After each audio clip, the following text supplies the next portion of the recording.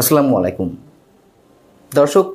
ভারত এবং পাকিস্তানের মধ্যে যখন তুমুল অবস্থা বিরাজ করছে, বলতে গেলে যুদ্ধাবস্থা, যুদ্ধ বেঁধেই গেছে, সেই মুহূর্তে বাংলাদেশকেও কি কোনোভাবে টার্গেট করা হচ্ছে বা বাংলাদেশকে যুদ্ধের মুখে ঠেলে দেওয়া হচ্ছে কিনা, সেই প্রশ্ন এখন উঠছে।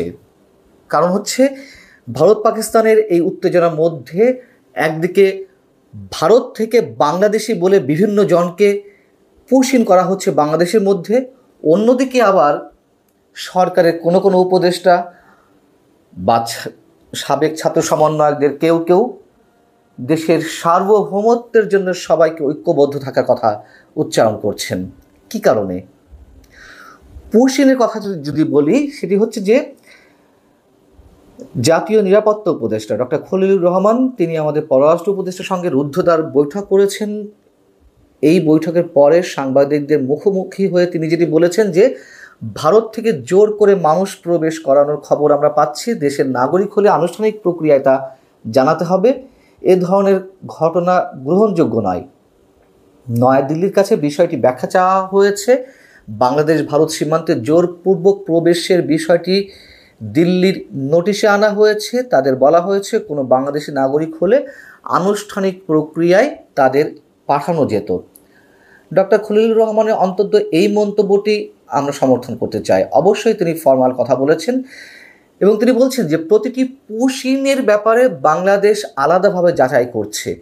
ভারত পাকিস্তান উত্তেজনার মধ্যেই কুড়িগ্রাম ও খাগড়াছড়ি সীমান্ত দিয়ে 24 ঘন্টায় শতাধিক মানুষকে পুশ-ইন করা হয়েছে এবং এই তথ্য তিনি পেয়েছেন বিজেপির মাধ্যমে। কুড়িগ্রাম সীমান্ত থেকেই বিজিবি জানাচ্ছে যে 30 জনকে একদিনেই পুশ-ইন করার চেষ্টা করা হয়েছে, তাদেরকে আটক করা হয়েছে এবং বিএসএফ সদস্যরা তাদেরকে বুধবার ভোরে ভারত থেকে বাংলাদেশে পাঠিয়েছে। এই সব খবরের ভিত্তিতে ডক্টর খলিলুর রহমান যেটি তার কনক্লুশনে বলছেন যে আমাদের সিদ্ধান্ত স্পষ্ট, যদি প্রমাণ হয় যে তারা বাংলাদেশের নাগরিক, আমাদের গ্রহণ করতে আপত্তি নেই, কিন্তু যে প্রক্রিয়ায় পাঠাচ্ছে সেটি সঠিক কোনো পদ্ধতি নয়। এই অবস্থা ভারত যেহেতু করছে, নিশ্চয়ই আমরা মনে করতে পারি ভারতের উস্কানি নানানভাবে থাকতে পারে। আর এ কথা তো সত্য, আরও আগে থেকেই বলে আসছি, ভারত নানান ধরনের পদক্ষেপ নেবে বর্তমান সরকারকে নাজেহাল করতে, এবং ভারতের এই যে উস্কানি, সেই উস্কানিতে আরও ঘি ঢেলে দেওয়া হচ্ছে কিনা আমাদের সরকারের কোনো কোনো দায়িত্বশীল জায়গা থেকে অথবা সাবেক ছাত্র সমন্বয়কদের পক্ষ থেকে, সে বিষয়ে আমরা এর আগে আপনাদের সামনে আলোচনা করেছি এবং এ কথা তো স্পষ্ট যে এখান থেকেও নানান ধরনের উস্কানি দেওয়া হচ্ছে। এদিকে নতুন করে যে রাতে ভারত পাকিস্তানের উপর হামলা চালালো, তার পরদিনই অর্থাৎ বুধবারই সরকারের দায়িত্বশীল একজন ব্যক্তি, উপদেষ্টা আসিফ মাহমুদ সজীব ভুঁইয়া, তিনি ফেসবুকে কি লিখলেন যে সার্বভৌমত্ব রক্ষায় প্রয়োজন শক্তিশালী জাতীয় ঐক্য ও সংহতি। একই সাথে জাতীয় নাগরিক কমিটির অন্যতম শীর্ষ নেতা হাসনাত আবদুল্লাহ, তিনিও সামাজিক যোগাযোগ মাধ্যমে সরব হলেন, তিনি ঐক্যের বার্তা দিলেন। একইভাবে তিনিও মন্তব্য করলেন যে সার্বভৌমত্বের জন্য আমাদের সবাইকে ঐক্যবদ্ধ থাকতে হবে। কাকতালীয়ভাবে একই দিনে জাতীয় নাগরিক কমিটির এনসিপির আর এক শীর্ষ নেতা, প্রভাবশালী নেতা সার্জিস আলম, তিনিও একইভাবে সামাজিক যোগাযোগ মাধ্যম ফেসবুকে পোস্ট করেছেন জাতীয় ঐক্যের আহ্বান জানিয়ে সার্বভৌমত্ব রক্ষায়। তিনি কি লিখছেন? তিনি বলছেন যে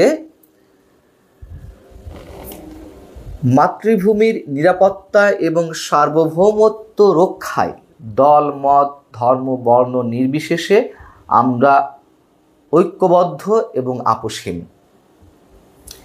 এই কথাগুলো একযোগে তাদের সবার এইভাবে উচ্চারণের কারণটি কি? বিশেষ কিছু ঘটতে যাচ্ছে যে আশঙ্কাগুলো আমরা নানান পর্যায় থেকে গুঞ্জন আকারে শুনছি, বা বিভিন্ন জনের বিভিন্ন বক্তব্যে আমাদের মধ্যে আতঙ্ক তৈরি হচ্ছে, আশঙ্কা তৈরি হচ্ছে। এর আগে যদিও তাদের অনেকেই, যাদের নামগুলো বললাম তাদের অনেকেই, তার বাইরেও আমি যে তথ্য উপদেষ্টা বর্তমান মানে মাহফুজ আলম, তার কথাও যদি বলি, সরাসরি তো বলেছেন যে 7 সিস্টার দখল করতে হবে। ভারতের মধ্য থেকে যেমন এই ধরনের উস্কানিমূলক বক্তব্য নানান পর্যায় থেকে দেওয়া হচ্ছে, দায়িত্বশীল জায়গা থেকে আমরা সেগুলোর প্রতিবাদ করছি। আবার আমাদের এখান থেকেও যারা এই ধরনের কথাবার্তা বলছেন আমরা সেগুলোর প্রতিবাদ করছি।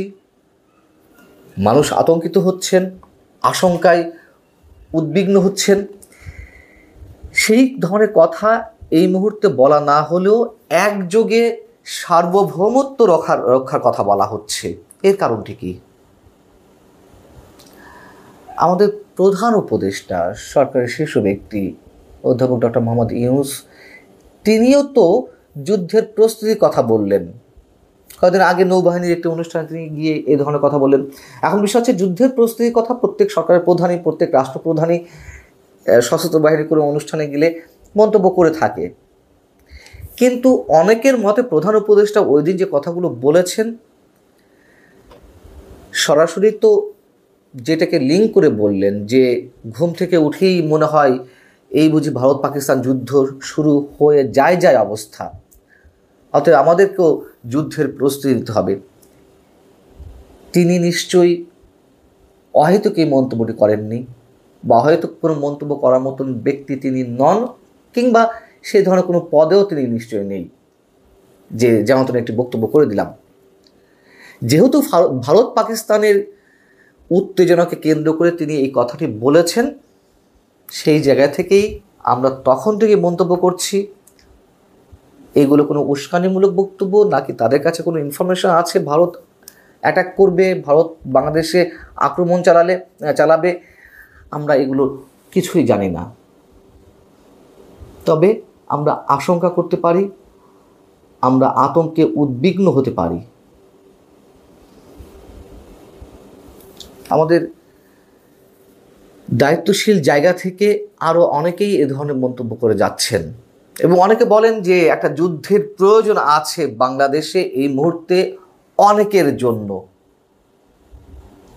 যার যার স্বার্থের জায়গা থেকে এই যুদ্ধটা খুব প্রয়োজন, যার যার বলতে বিশেষ একটি গোষ্ঠীর। আমরা জানি না সেই দিকে ভারত নিয়ে যাচ্ছে নাকি আমরা ভারতকে আমন্ত্রণ জানাচ্ছি বাংলাদেশকে আক্রমণের জন্য। এগুলো হিসেব করলে অনেক কিছুই মিলে যায়। বাংলাদেশের সামনে আসলেই কোনো ভয়ঙ্কর দিন অপেক্ষা করছে কি না সেটি ভেবে প্রতিটি মানুষ উদ্বিগ্ন। আমরা অপেক্ষায় রইলাম, নিশ্চয়ই ভয়ঙ্কর কোনো কিছুর জন্য নয়।